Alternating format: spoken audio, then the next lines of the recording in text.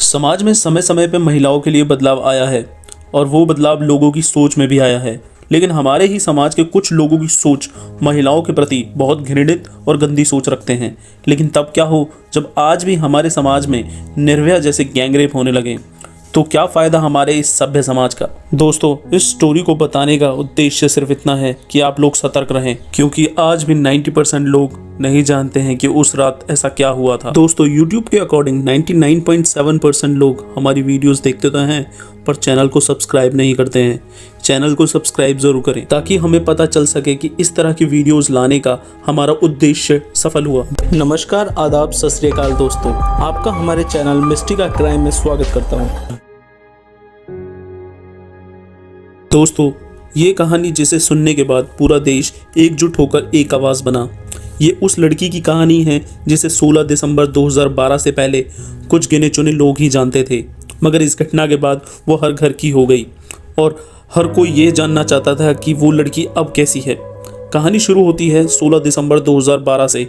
एक 23 साल की आम लड़की जो कि फिजियोथेरेपिस्ट की स्टूडेंट थी, वो 16 दिसंबर को अपने एक दोस्त अविंदर प्रताप, जो कि एक सॉफ्टवेयर इंजीनियर था, उसके साथ मूवी देखने का प्लान बनाती है, क्योंकि उस दिन संडे था और उन दोनों की छुट्टी भी थी। वो लड़की दिल्ली में स्थित द्वारका में रहती थी। 16 दिसंबर 2012 के दोपहर 3:30 पर वो लड़की अपने घर में बोलकर निकलती है कि 2-4 घंटे में वापस आ जाएगी। वो इसके बाद अवनिंदर से मिलती है और वहाँ से वो दोनों दिल्ली के साकेत में स्थित स्लैक सिटी वॉक मॉल में जाते हैं और वहाँ पे लाइफ ऑफ पाई मूवी देखना डिसाइड करते हैं। और वो फिर मूवी शाम के 6:40 से रात 8:30 बजे तक की 2 टिकट्स लेते हैं और फिर पूरी फिल्म को एंजॉय करते हैं। और वहीं दूसरी तरफ बस का संचालन करने वाले 4 लोग और उनके 2 साथी एक जगह शराब की पार्टी कर रहे थे। शराब पीने के बाद उन सब ने डिसाइड किया, चलो बस में बैठ के कहीं घूमते हैं और मस्ती मारते हैं। वैसे तो शराब पीकर गाड़ी चलाना न केवल खतरे की बात है बल्कि कानूनी जुर्म भी है। ये सब पता होने के बावजूद भी लोग ऐसा करते हैं। करीब 8:30 बजे के आसपास ये सभी बस को पूरी दिल्ली में इधर उधर घुमाने के बाद मुनीर का सब्जी मंडी के आसपास पहुंचते हैं। इन 6 लोगों में से एक कंडक्टर की सीट पर बैठा खिड़की से बाहर निकलकर कानपुर की सवारी आ जाओ की आवाज लगाता है। मुनीर का सब्जी मंडी में रामधर नाम का एक बढ़ई खान मार्केट जाने वाला था, तो वो भी बस में चढ़ गया।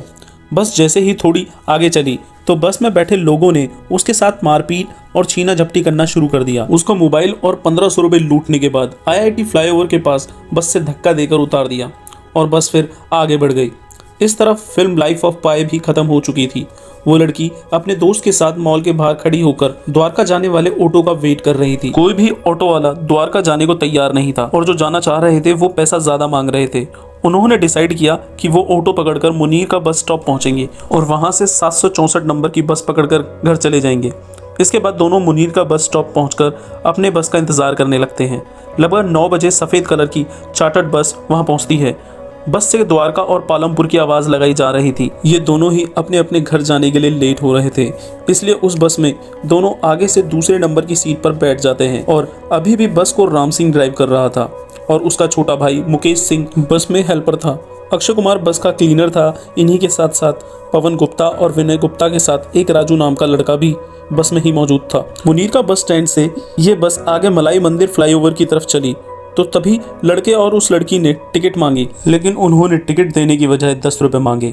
बस जैसे ही थोड़ी और चली तो बस की लाइट्स ऑफ कर दी और 3 लोग चुपचाप आके इनके पीछे वाली सीट पर बैठ गए और उल्टे सीधे कमेंट पास करने लगे, साथ ही साथ गाली गलौच भी करने लगे। जो लड़का लड़की के साथ बैठा था उसने इनका विरोध किया तो उसे पीटना शुरू कर दिया। यह देख लड़की ने अपना मोबाइल निकालकर 100 नंबर पे पुलिस को फ़ोन करने की कोशिश की, लेकिन उन दोनों ने लड़की का फ़ोन छीन लिया। इसके बाद बस में रखी लोहे की रॉड को वो लेकर आते हैं और सारे मिलकर लड़के को पीटने लगते हैं। जब लड़की अपने साथी को बचाने आगे आती है तो वो उसे भी नहीं बख्शते, उसे भी मारने लगते हैं। अब इन सब के बाद ये सारे अपराधी इनसे इनके पर्स, मोबाइल, घड़ी या पहना हुआ गोल्ड तक सब छीन लेते हैं और साथ ही साथ लड़के लड़की के कपड़े भी उतरवा दिए जाते हैं। बहुत ज़्यादा पिटाई की वजह से लड़का बेहोश हो जाता है और इसके बाद वो लोग जब भी नहीं रुकते, वो दुनिया का सबसे जघन्य अपराध को अंजाम देते हैं। वो लड़की को सारे मिलकर बस के पीछे की सीट पर ले जाकर बारी बारी से दुष्कर्म करते हैं। उस दिन वो बस पूरी दिल्ली में बेपरवाह दौड़ रही थी। धीरे धीरे करके ड्राइविंग सीट से उठते और एक एक कर दुष्कर्म करते। पूरी बस में आवाज़ें गूंज रही थी, पर बाहर के ट्रैफिक से ये गूंज शायद किसी के कानों तक नहीं पहुंची। जब लड़की ने उस दरिंदगी का विरोध किया तो ये और बेरहमी से लड़की को पीटते और सारी हदें तब पार कर दी जब उन्होंने लड़की के प्राइवेट पार्ट में लोहे का सरिया तक डाल दिया। 1 घंटे तक सभी दरिंदों ने उस लड़की को बेरहमी से नोचा, कसोटा और फिर मन भरने के बाद उन 6 दरिंदों ने लड़के और लड़की को महिपालपुर फ्लाईओवर में चलती बस से धक्का दे दिया और फिर उनके ऊपर बस चढ़ाने की कोशिश की, क्योंकि वो उनको कुचलकर मार देना चाहते थे। लेकिन लड़की के दोस्त ने लड़की को ऐन वक्त पर सड़क के नीचे खींच लिया और दोनों बस के नीचे कुचलने से बच गए। इसके बाद वो बस रफ्तार से आगे की ओर बढ़ गई। 16 दिसंबर की उस रात दिल्ली में कड़ाके की ठंड पड़ रही थी। उन दोनों के बदन पर इतने जख्म थे कि बता पाना मुश्किल था। दोनों के ही बदन पर एक भी कपड़ा नहीं था। लड़का किसी भी तरह आने जाने वालों से मदद की गुहार करता, पर उसकी मदद के लिए कोई आगे नहीं आ रहा था। कुछ लोग किसी तरीके से रुकते और उन्हें इस हालत में देख डर के आगे बढ़ जाते।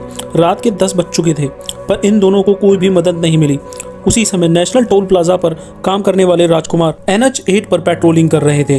वो उसी जगह से गुजर रहे थे कि उन्हें कोई झाड़ियों से मदद मांगने की आवाज़ आई। जब वह पास गए तो लड़की बोलने की हालत में नहीं थी। लड़के ने सारी बात बताई। बात को सुनने के बाद राजकुमार रोड के उस पार एक होटल में गए और वहाँ से एक चादर लेके आए। चादर के 2 टुकड़े करके उन्होंने उन दोनों को दिए ताकि वो अपना बदन ढक सके। इसके बाद उन्होंने 100 नंबर पे फ़ोन करा और थोड़ी ही देर में पुलिस की 2 गाड़ियां वहां पहुंची। लेकिन ये दोनों गाड़ियां अलग अलग एरिया के थानों से थी। लेकिन इस केस में सबसे अजीब यह रहा कि वहां पुलिस 2 थानों से आई थी। वो इस बात पे बहस कर रहे थे कि जहाँ पे ये दोनों लड़के लड़की पड़े थे वो किसके एरिया के क्षेत्र में आएंगे। इसके बाद इन्हें सफदरजंग अस्पताल ले जाया गया। लेकिन जब हॉस्पिटल के इमरजेंसी में आए डॉक्टर्स ने लड़की की हालत देखी तो उनकी भी आंखें सन्न रह गई। लड़की के पूरे शरीर पर गंभीर घाव थे। उसके इंटरनल इंजरी भी बहुत हुई। आंतों की भी इतनी बुरी हालत थी कि डॉक्टर भी नहीं समझ पा रहे थे कि इलाज कहाँ से शुरू करें और कौन सी आंत कहाँ जोड़ें। लड़की की माता पिता को बुलाया गया। साउथ दिल्ली की DSP छाया शर्मा हालात का जायजा लेने वहां खुद पहुंची। लेकिन जब उन्होंने डॉक्टर से लड़की की हालत के बारे में पूछा और सुना तो वह हैरान रह गई। वो देखते ही मामले की गंभीरता को समझ चुकी थी, क्योंकि किसी भी घटना को होने के बाद शुरुआती 24 घंटे बहुत इंपॉर्टेंट होते हैं।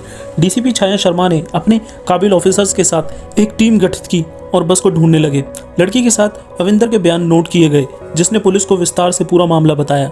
वसंत विहार में FIR दर्ज की गई। अनविंदर ने बताया कि बस सफेद रंग की थी, जिसका पिछला दरवाजा जाम था।